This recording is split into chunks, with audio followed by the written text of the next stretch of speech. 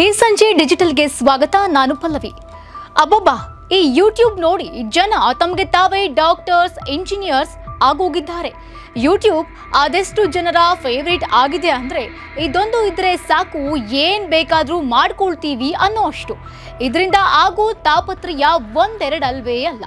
ಇಲ್ಲೊಬ್ಬ ವ್ಯಕ್ತಿ ಸರ್ಜರಿ ಮಾಡಿಕೊಳ್ಳಿಕ್ಕೆ ಹೋಗಿ ಸಂಕಷ್ಟಕ್ಕೆ ಸಿಲುಕಿಕೊಂಡಿದ್ದಾನೆ. ಹೌದು, ಈ ಘಟನೆ ನಡೆದಿರುವುದು ಉತ್ತರ ಪ್ರದೇಶದ ಮಥುರಾದಲ್ಲಿ.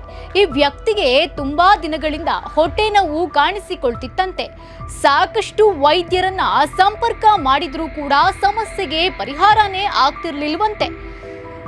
ಈತ ತನಗೆ ತಾನೇ ಸರ್ಜರಿ ಮಾಡಿಕೊಳ್ಳುವುದು ಸೂಕ್ತ ಅಂತ ಯೋಚನೆ ಮಾಡಿದ್ದಾನೆ.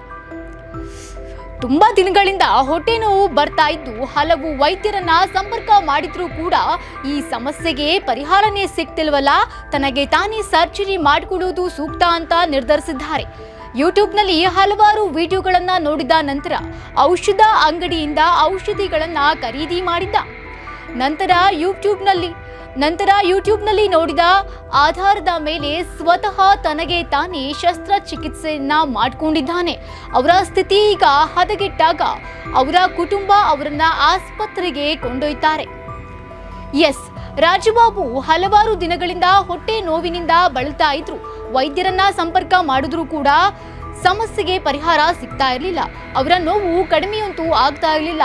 ನೋವು ತಡೆದುಕೊಳ್ಳಲು ಸಾಧ್ಯನೇ ಇಲ್ಲ ಅಂದಾಗ ಅವರು ಮಥುರಾಗೆ ಹೋಗಿ ಶಸ್ತ್ರಚಿಕಿತ್ಸಾ ಬ್ಲೇಡ್, ಹೊಲಿಗೆ ಸಾಮಗ್ರಿ ಮತ್ತು ಅರವಳಿಕೆ ಇಂಜೆಕ್ಷನ್ ಅನ್ನ ಖರೀದಿ ಮಾಡ್ತಾರಂತೆ.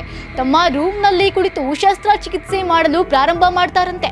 ಸ್ವಲ್ಪ ಟೈಮ್ ಆದ್ಮೇಲೆ ಅರವಳಿಕೆ ಕೊಟ್ಟಂತಹ ಪರಿಣಾಮ ಕಡಿಮೆಯಾದಾಗ ತೀವ್ರ ನೋವು ಶುರುವಾಗಿ ಕಿರುಚಲು ಸ್ಟಾರ್ಟ್ ಮಾಡಿದಾಗ ಕೂಡಲೇ ಅವರ ಕುಟುಂಬಸ್ಥರು ಆಸ್ಪತ್ರೆಗೆ ದಾಖಲು ಮಾಡಿದ್ದಾರೆ. ಸುಮಾರು 18 ವರ್ಷಗಳ ಹಿಂದೆ ರಾಜ್ಬಾಬು ಅವರಿಗೆ ಅಪೆಂಡಿಕ್ಸ್ ಶಸ್ತ್ರಚಿಕಿತ್ಸೆ ಮಾಡಲಾಗಿತ್ತು ಎಂದು ಮನೆಯವರು ಹೇಳಿದ್ದಾರೆ.